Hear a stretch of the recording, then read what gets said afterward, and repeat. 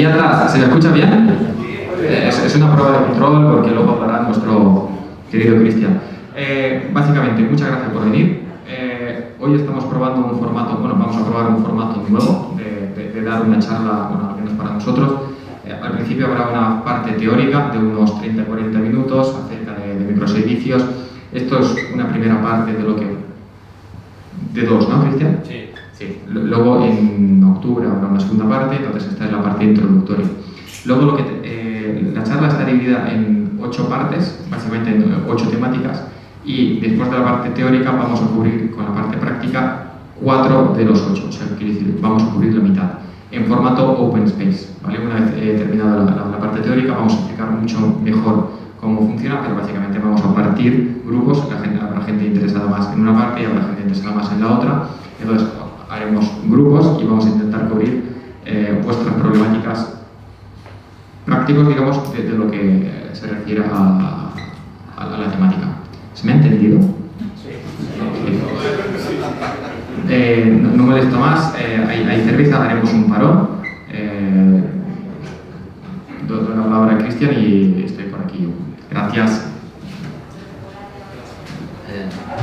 Bueno, buenas tardes.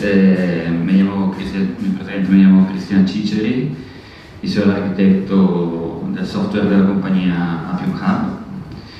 Y digamos, antes de nada quiero destacar el hecho, como bien ha dicho Jenny, que esta charla está repartida en 2 partes. El motivo es que el asunto a tratar es muy vasto, es vastísimo, diría, y ya concentrarlo en 2 partes es ya una obra de síntesis importante. De todas maneras, el temario es bastante clásico, ¿no? En el sentido que, por ejemplo, el curso de Martin Fowler sobre testing en arquitecturas de microservicios sigue más o menos la misma línea que sigo yo, así que vengo un poquito justificado por esto. Es importante también decir que los conceptos de esta parte son esenciales, que expresaré en forma de reglas en el sentido de heurísticas, son esenciales para entender el testing en sistemas distribuidos. O sea, esta primera parte es súper importante para encauzar los principios del testing de sistemas distribuidos. ¿Okay?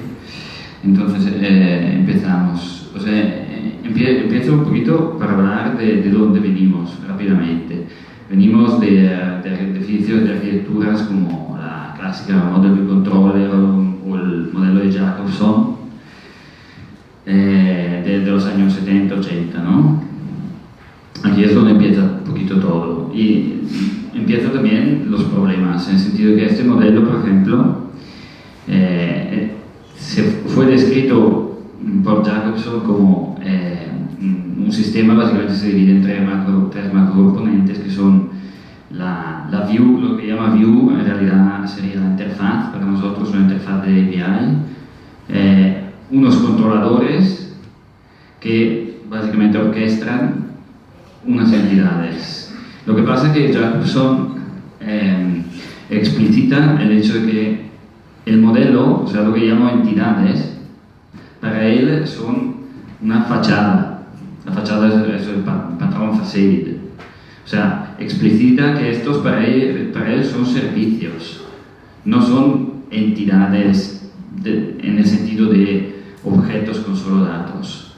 ¿Por qué digo esto? Porque esta arquitectura ha generado el más grande malentendido que yo he visto en la historia del software, que es que la gente ha pensado en esa arquitectura como aquí los datos y aquí la lógica, ¿vale? Y no era intención de Jacobson expresar este mensaje, al contrario, ¿no?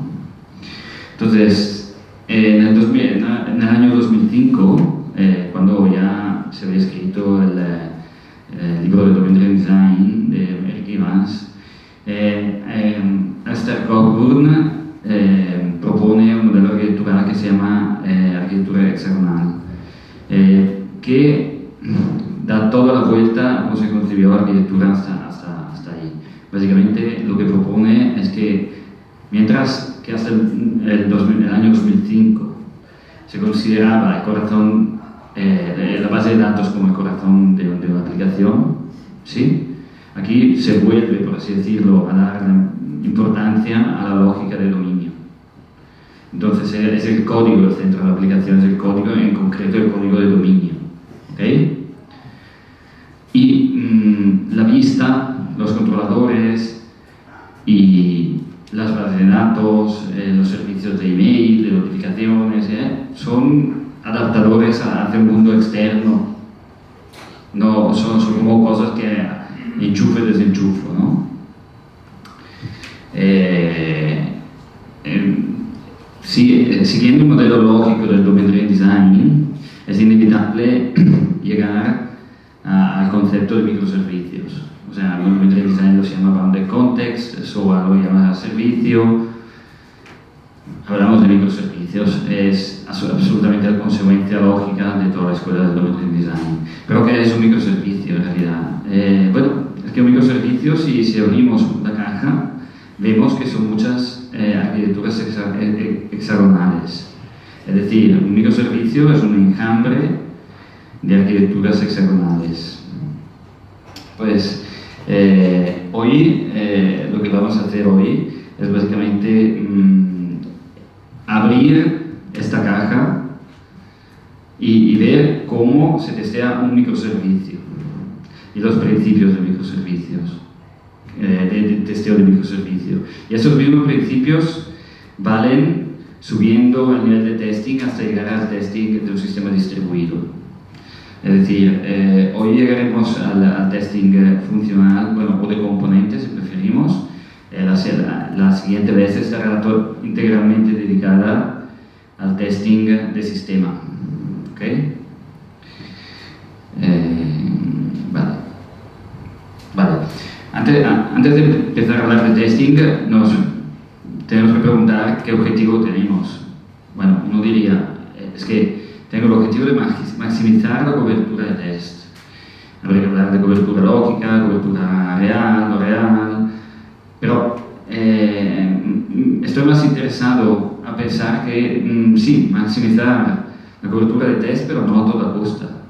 O sea, cuando los tests me empiezan a costar, tengo que decidir si, cómo testear. Entonces, y esto es especialmente importante en el caso de microservicios, porque como precisamente lo que buscamos en una arquitectura distribuida es reducir el código, el deployable, ¿no? El artefacto, por tanto también la fuente de cada pieza. No queremos un coste o sobrecoste de testing para cada pieza. Y de esto va esta sesión.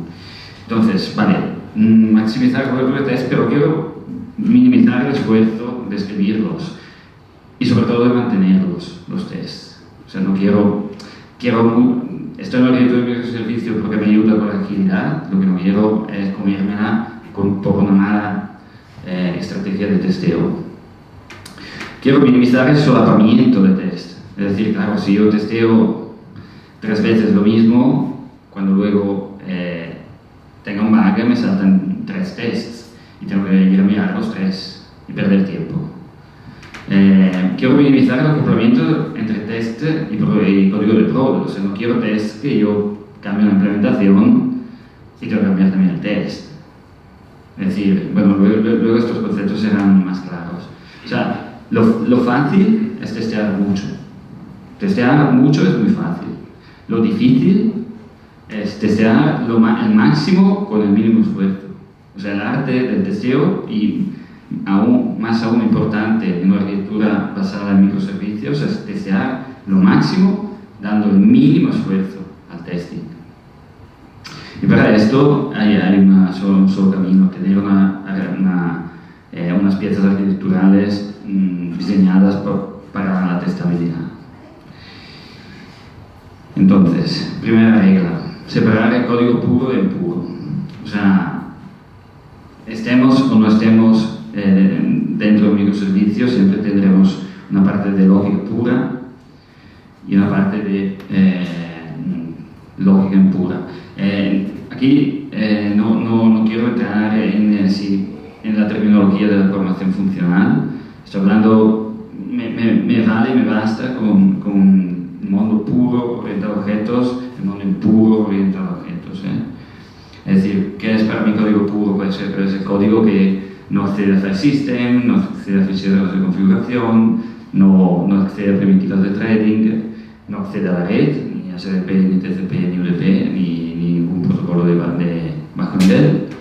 No accede a middlewares, como puede ser una base de datos o un broker de mensajería. Y no accede a, no recibe ni emite I/O, o sea, input-output a nivel de interfaz gráfica. Vale, esto se refiere un poquito a una definición de Michael Fieders, que es el escritor de Working Effectively with Legacy Code, que es un libro de consejo.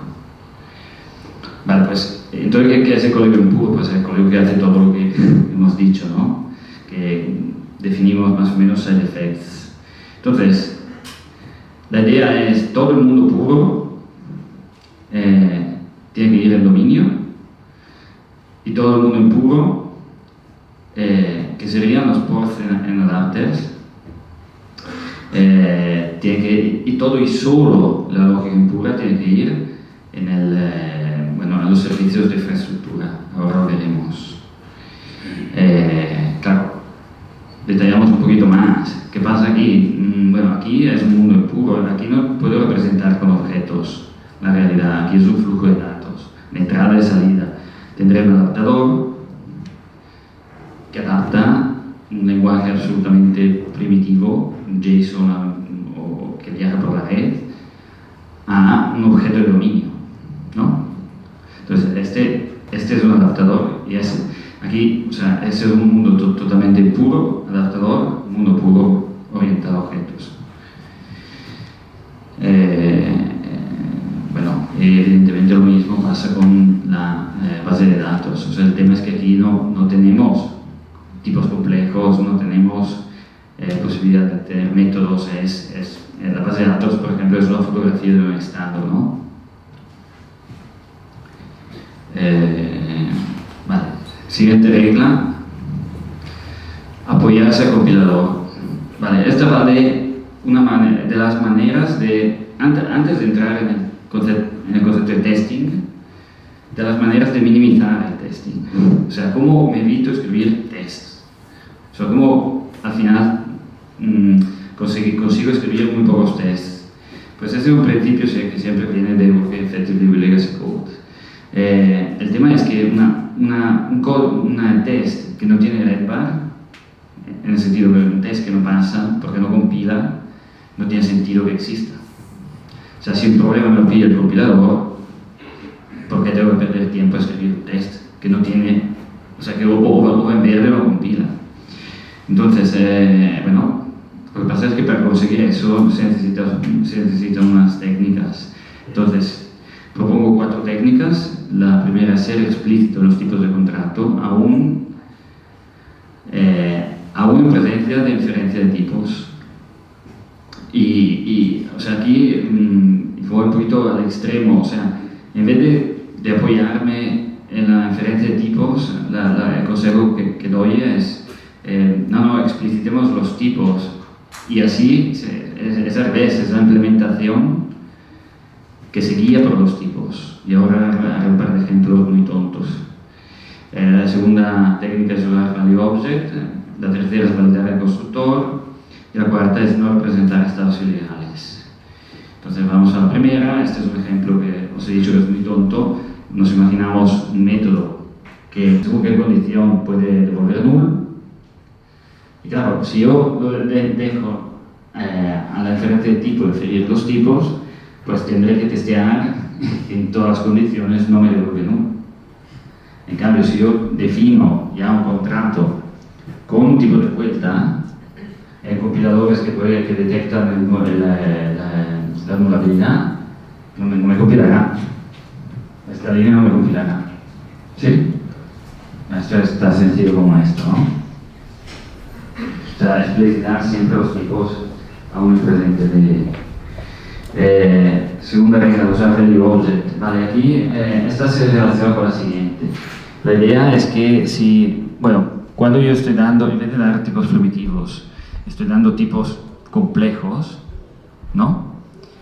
Es decir, bananas podría ser un number, ¿no? Pero he decidido poner un deposit y ahora veremos por qué. Lo primero que vemos es que aquí no hay valores por defecto null. Por lo tanto, no tendré que testear qué pasa cuando entra null y las ifs. No tendré que testear qué pasa cuando entra null y las ifs is null. Porque como no hay if is null, no la tengo que testear, ¿no? Esto es lo primero. Y con esta regla entenderemos mejor por qué es tan valioso usar los value objects. La primera idea es que, claro, un sistema tiene que fallar lo antes posible. O sea, no quiero un fallo que, digamos, el dato en entrada equivocado ha sucedido en la línea tal, pero me entero por un error después de 5 clases, porque, claro, entendéis que si no, buscar la raíz del problema es mucho tiempo, ¿no? Entonces, ese es el principio de fail-fast. La idea es, por un lado, no tener setters, o sea, no permitir alterar el estado de un objeto, dicho también inmutabilidad, por un lado. Y por otro lado, validar en el constructor, y solo en el constructor. Y este es un concepto que parece muy sencillo, en realidad es profundo, porque la idea es que un objeto, o sea, una instancia, o existe, o sea, si existe es válida, porque ha pasado por el constructor. Y si no, y lo inválido no existe, o sea, no se puede instanciar. Esta es la idea. Entonces, claro, además, ahora veremos un ejemplo, así testeo solo el constructor una vez. Y no tengo que testear todos los métodos, no tengo testear todas las ifs, si el estado es inválido, si con un setter invalidado el estado, todo esto me lo cargo. Estoy reduciendo el número de test de 30 a 3, o sea, es muy potente esta técnica. Este es el ejemplo, ¿no? O sea, aquí tengo la validación. Al principio, entonces testearé este constructor. Testeando ese constructor, dado que mi contrato acepta un objeto válido, porque si existe es válido, y devuelve un objeto válido, porque si existe es válido, o sea, este contrato no se puede romper, ¿no? Entonces, ¿qué sucede? Que cuando hago una sustracción, una resta, ¿no? No tengo que validar que si resto más, esto me puede devolver un depósito menor que 0, porque un depósito menor que 0 no se instancia. Entonces, esto con 3 tests los he deseado. Test de constructor y los happy path. No sé si me explico. Vale, y la cuarta regla es no representar estados ilegales. Es decir, esto también, o sea, todos los estados que son ilegales, si no existen, porque por compilador, por definición de tipos, no existen, es que no se testean. Y ahora enseñaré ejemplos. Esto ahora, o sea, todo esto no es que ahorre tests, y punto, es que ahorre errores. Ahora tests y errores. Entonces, claro, bueno, en las sesiones previas que hemos tenido aquí, ya hablamos del Interface Ratio Principle, de las interfaces progresivas y del Phantom Type. Os invito a volver un poquito a verlo, de todas maneras ahora vemos un ejemplo. La idea es que si no, o sea, que no está incorrecto, no compila, por lo tanto no llega en producción.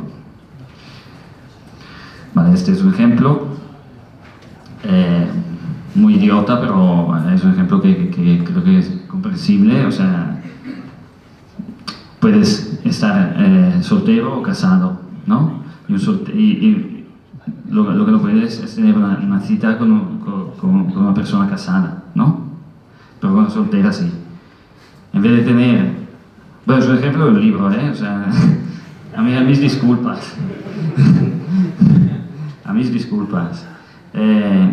O sea, quiero decir, aquí es que no hay manera de citar una persona casada. ¿Por qué? Porque si te casas, te conviertes en married, y married es una interfaz que no tiene el método date. Entonces no tengo que decir if married, if, no married, if, no sé qué, a todos los métodos para ver, no sé qué. Esto me lo salto y me salto el código y me salto los tests. O sea, estoy minimizando código y test y errores. Hay también temas de seguridad aquí, pero bueno, quedemos en esto. Este es otro ejemplo, que no sé si se ve.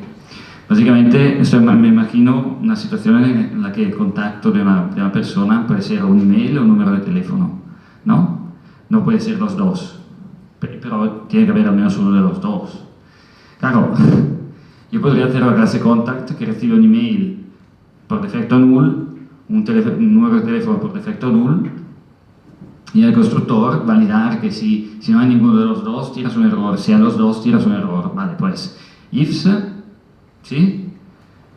Y tests necesarios para testear 4 casos, cuando hay mail, cuando hay teléfono, estos 4 casos no los necesito testear si hago una modelación diciendo que hay una base que se llama contact info y 2 implementaciones, mail y teléfono. Y mi clase contact lo que hace es aceptar el constructor contact info. Me he pulido 4 tests.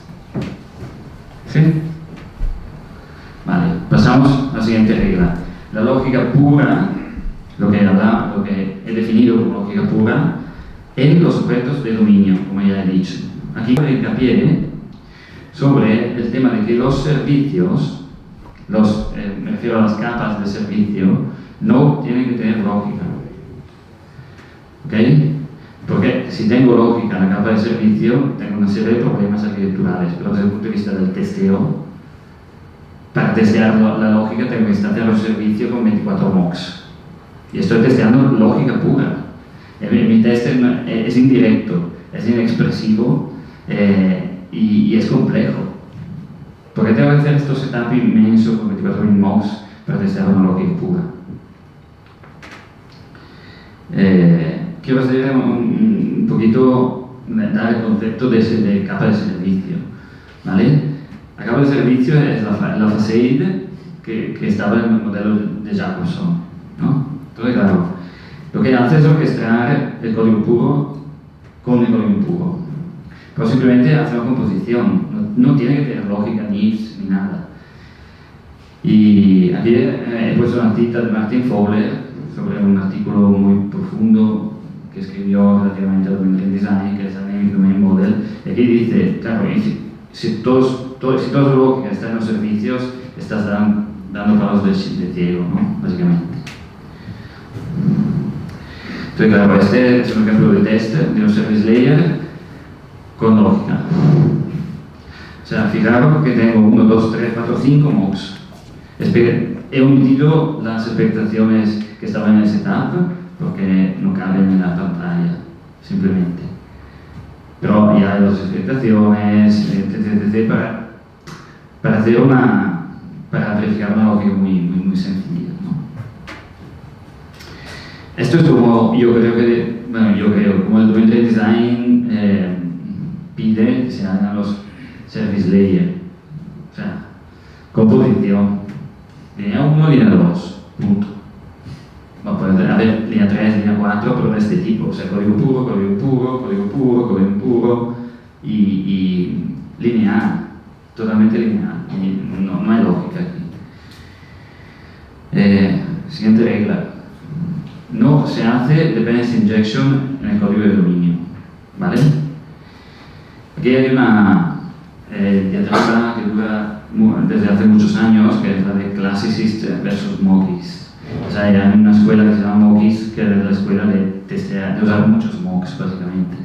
Bueno, que normalmente es la misma escuela no, tampoco tengo nada en contra de la comunidad de mockist, pero he visto muchos mockist utilizar, o sea, pensar que todo esto viene un poquito también de mi experiencia en varias empresas, como coacher, mentor, etc. O sea, he visto utilizar mucho mockist a los que ponen la lógica en los servicios. Entonces, claro, lo que estoy diciendo aquí es intentemos ser classicist, en el sentido de en dominio no usamos mocks, no inyectamos nada porque no queremos inyectar. Entonces, claro, esto tiene una serie de consecuencias, ¿no? El motivo de no moquear aluminio es que, y de no, por lo tanto, no inyectar nada en aluminio, es evitar básicamente la complejidad inútil en los tests. Básicamente es eso. Entonces, pocos tests, porque nos operamos el compilador, sencillos, porque son unitarios, no tienen mocks, no hay que... vale, pues este es el test del depósito de antes. El del constructor, como veis, se trata de un test muy fácil, y esto porque el depósito es un value object, y los value objects suelen ser muy sencillos, pero el objeto count también tiene un test muy sencillo, muy lineal y claro de leer. Notar que aquí le estoy pasando deposit, no deposit mock. Alguien esto lo llamaría test de integración, ¿ok? Pero no es un test de integración en realidad, porque no hace la red, no hace la file system, no usa la DI, no opera base de datos sino instancia threads, ¿ok?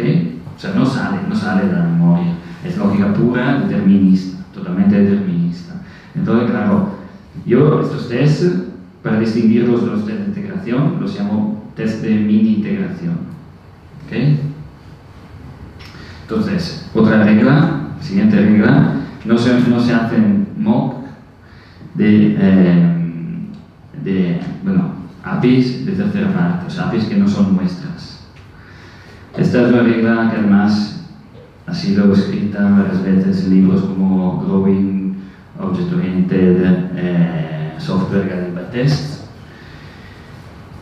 Bueno, la tomando prestada porque bueno, para mí, bueno, en mi experiencia como os decía, con muchas empresas, he visto que los contenidos son siempre los mismos, ¿no? También los que yo considero errores son siempre los mismos, y este es un error frecuentísimo, porque escribir según qué test de integración es bastante complejo, entonces la gente prefiere moquear APIs de tercera clase. Y claro, la implicación de no moquear APIs de tercera clase, ya que las APIs de tercera clase son todas o drivers o bueno, canales hacia el exterior, cosas que hacen operan side effects, que van por la red, que van por base de datos, que van etc. La implicación de todo esto es que todos los servicios de infraestructura, que se corre lo que he llamado código impuro, son los adapters, ¿no? Se gestionan en integración. Los motivos es que, bueno, hay dos motivos básicamente. O sea, si yo moqueo un API de tercero, este test me está diciendo que lo estoy llamando de una determinada manera, pero no me está diciendo nada sobre el funcionamiento correcto de esa API de tercero. O sea, quiero decir, si yo estoy haciendo una query SQL y la query está mal y estoy moqueando la conexión de la base de datos, ¿no? O sea, el test me puede ir en verde con una query que no funciona. No me está diciendo nada, pero es que otra cosa, y esto es muy importante, muchísimo importante, una importancia profunda sobre el tema, sobre todo de microservicios, es desligar el test de la implementación. Porque se supone que en una red de microservicios el ratio de cambio es mayor que el típico monolito, ¿no? Y claro, si nosotros hacemos tests que replican una implementación o que están acoplados a una implementación, pues el coste del cambio en el test o sea, básicamente es implementar dos veces, o sea, implementar la query y implementar el test que controla la query. ¿Sabes? O sea, cuando al final lo que busco es verificar que la query funciona y que si hay un bug en la query, me salta el test. Entonces, voy a hacer un caso de estudio un poquito extremo, que es el típico Spring JPA, ¿no? Spring JPA, para los que no lo saben, ya no hace falta implementar nada del repository, o prácticamente nada. Básicamente lo que se hace es definir una interface, que no es ni una clase concreta, es una interfaz, y ya JPA y Spring.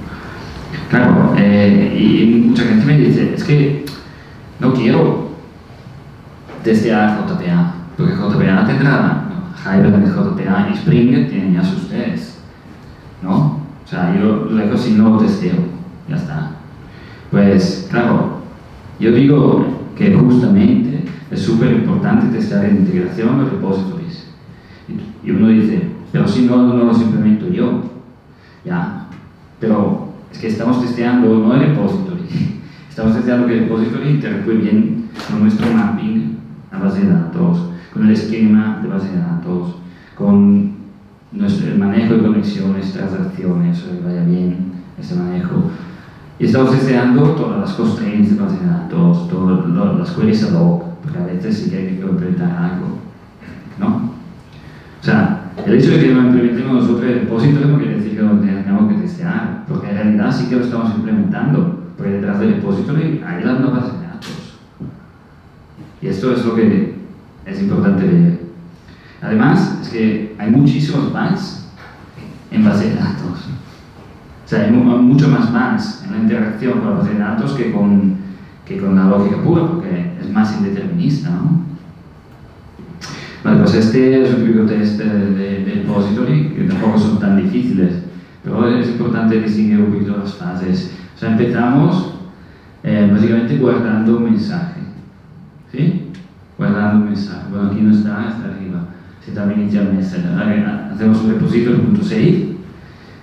En el caso de ORM que tengan caché, desde el primer nivel,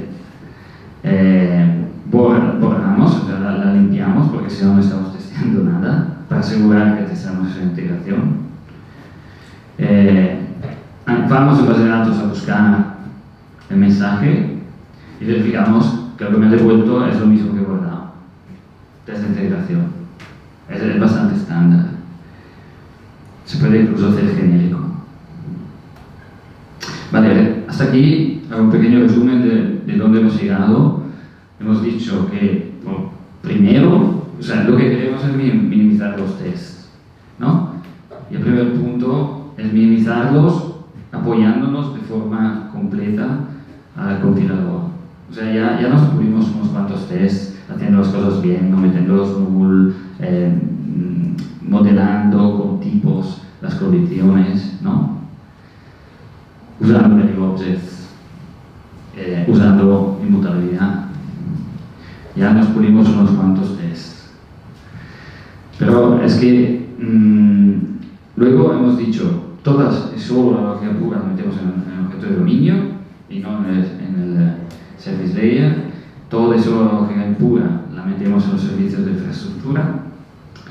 Entonces, y cuando tenemos este orden, ya podemos decir el dominio, unit test más min integración, infraestructura, integration test. Entonces, ¿qué hemos cubierto de la típica arquitectura hexagonal, por así llamarla?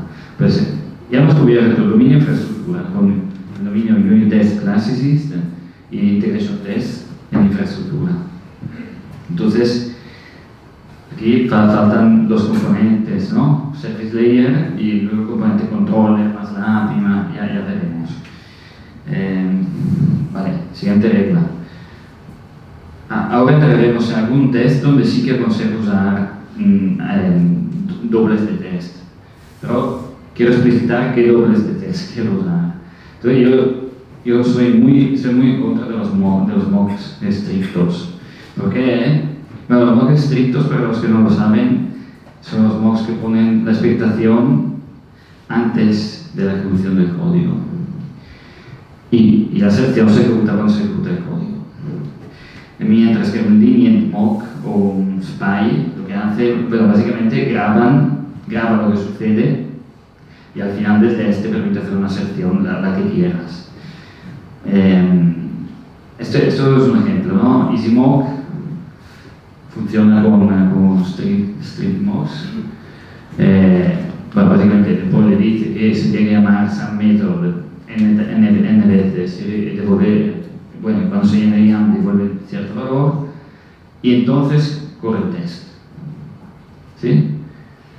Y luego tendrá que hacer el firewall, etc. Un línea spy es el modelo de Mockito, por ejemplo, en Java, o de Sinom en JavaScript. O sea,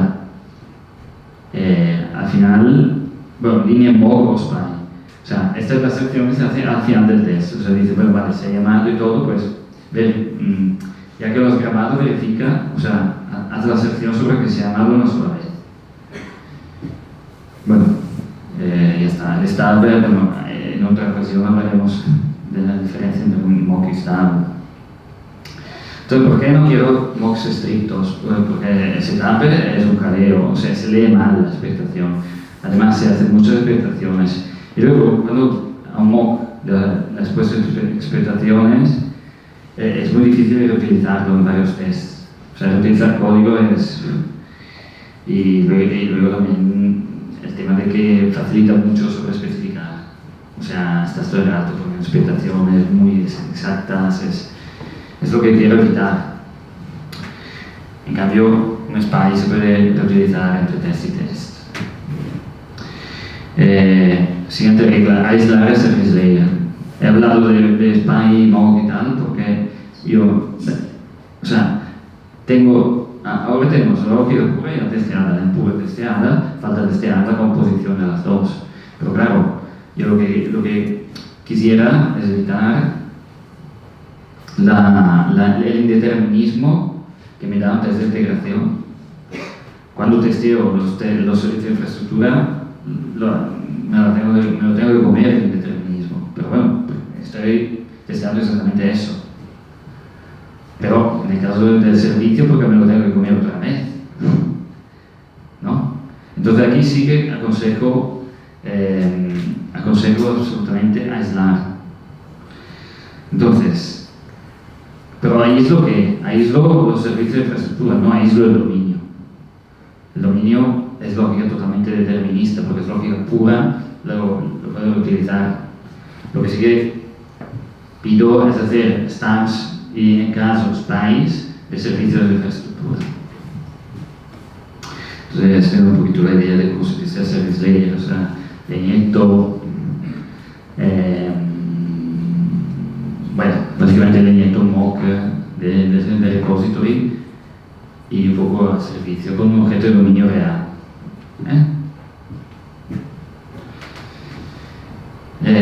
Vale, aquí hay que hacer una reflexión más, porque con los años los compiladores se han vuelto cada vez más potentes, detectan los null. Si hacemos bien también la tipificación y usamos value object, etc., resulta que al final bugs de composición es difícil que existan, porque todo lo controla el compilador. Entonces, claro, yo dejo abierta la posibilidad de que según qué caso saltar directamente el test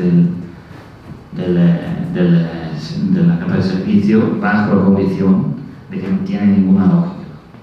¿Sí? O sea, mi propuesta es, bueno, lo testeo cuando me aparece un bug ahí, pero tengo la hipótesis de que hoy en día es difícil meter bugs en la capa de servicio bajo la condición que no pongo lógica en la capa de servicio. Vale, pues hemos llegado a un momento en el que tenemos infraestructura cubierta, dominio cubierto, capa de servicio, según qué proporción cubierta, y cubierta también, digamos, la interacción de la capa de servicio con los demás componentes, utilizando una estrategia de unit test linear monkeys. Me falta la última parte, ¿no? La última parte de un microservicio. Vale. Última regla, test ID o API. Es decir, en realidad una API se compone de varios puntos, ¿no? Un punto es el punto del diseño de una API, o sea, la API es un lenguaje, ¿no? Un recurso REST, por ejemplo, recurso REST con los verbos.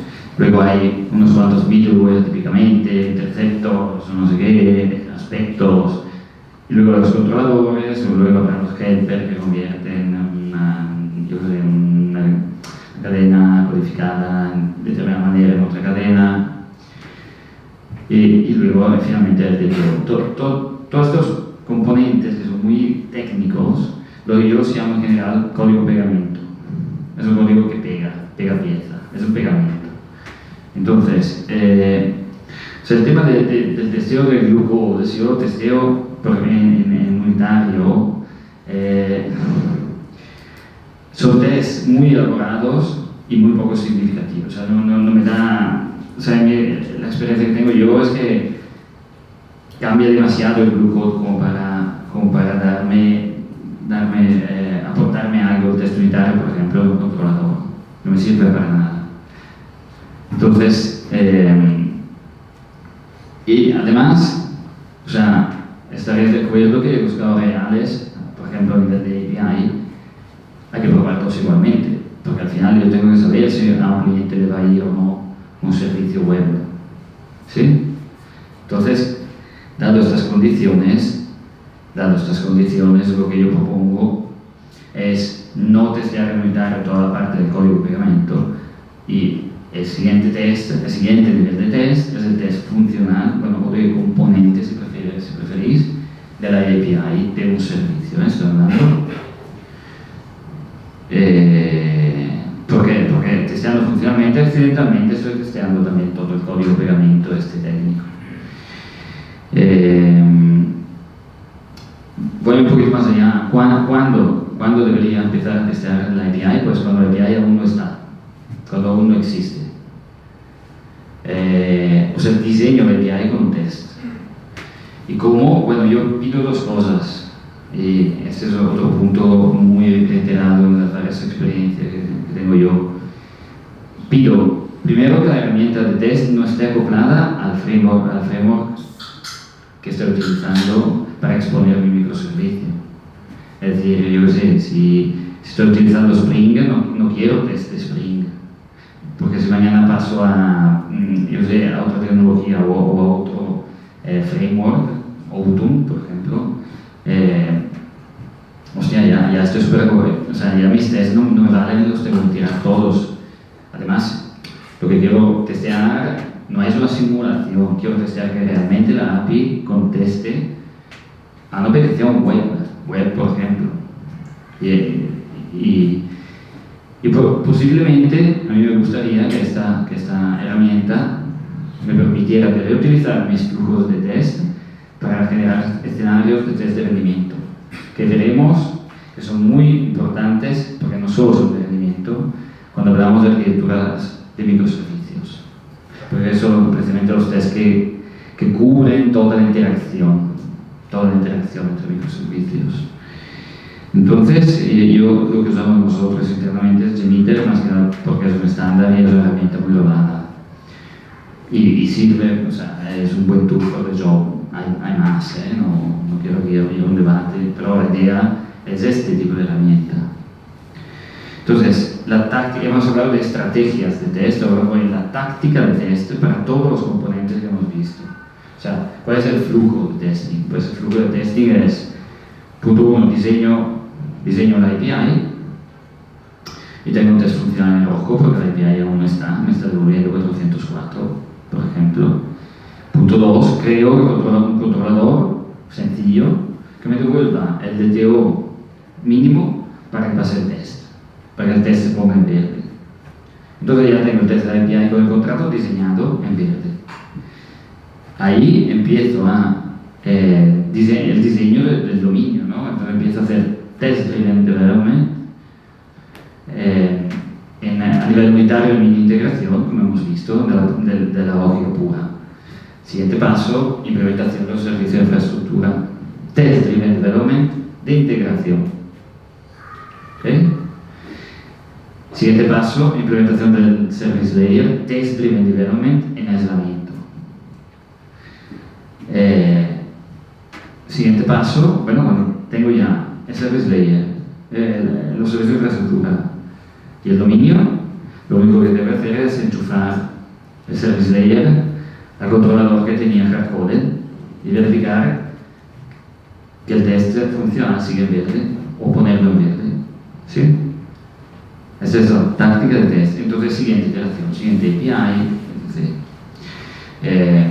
Pues estrategia de test, hemos cubierto la última parte con los test funcionales.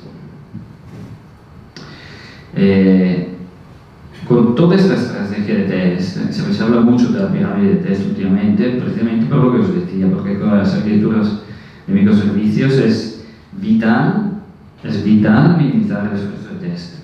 Por el ratio de cambio que tiene un microservicio y precisamente porque tengo una arquitectura así porque busco agilidad. Entonces, ¿qué hemos conseguido? Bueno, poniendo toda la lógica en el dominio, hemos maximizado los unit tests, los tests unitarios. Tenemos un poquito de test de integración y cada vez menos y muy pocos, uno o dos por API de funcionales. Aquí falta la categoría de todos los test del sistema. Y de esto hablaremos la siguiente. Hablaremos también un poquito de los test de interfaz gráfica. Hablaremos también de la parte frontend, de cómo se testa la parte frontend. Y luego, pero digamos, el grueso de la siguiente parte será aplicar estos mismos principios para un enjambre de arquitecturas hexagonales. O sea, estoy hablando de el testing de sistema cuando tengo un sistema distribuido, es decir, n microservicios que comunican entre ellos por colas, por ejemplo, y qué tipo de test tengo que hacer, qué tipo de test me puedo ahorrar, porque ya he hecho todo ese trabajo precisamente para ahorrarme test de sistemas que son muy complejos. Ya os digo que el trabajo de escribir el test funcional, como os dije, es la base del siguiente paso.